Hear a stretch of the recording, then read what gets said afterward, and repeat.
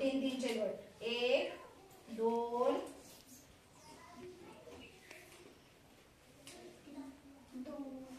2 उरले. मग आता गट होईल का नाही. मग आता किती गट झाले बरं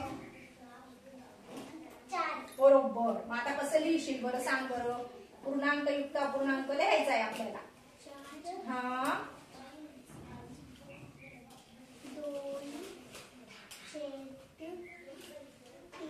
बरोबर. हे 4 काय झाले मग काय लिहिले तू 4 कुठून लिहिले 4 बरोबर गटाचे. हे 2 कशाचे लिहिले उरलेले आणि हा छेद बरोबर. आता मग हे तुझं उत्तर बरोबर आहे का तू कसं करशील बरं काय करशील बरं सांग बरं. तुझं उत्तर बरोबर आलं का याच्यासाठी आपण काय करतो बरं. परत याचं रूपांतर आपल्याला असंच करायचं आहे. मग कसं करणार बरं सांग बरं.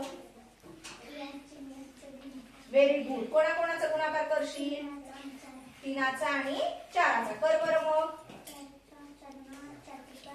बरोबर आणि 14. कुठून आले 14 12चे 14 कसे झाले बरं. हा हे 2 पकडले ना बाकी उरलेली होती बरोबर. मग लिही बरं किती अपूर्णांक आला मग तुझा परत 14 झालं का मग पूर्ण झालं का बघ बरं. खरंच छेद लिहायचा राहून गेला ना. ह्या दोघांचा गुणाकार करून हे बेरीज केल्यावर हा काय झाला अंश झाला.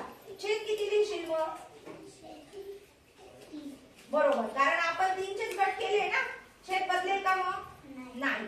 मग आपण अपूर्णांकाचं पूर्णांकयुक्त अपूर्णांकात आणि पूर्णांकयुक्त अपूर्णांकाचं अपूर्णांकात काय केलं रूपांतर केलं. व्हेरी गुड शाबास. चला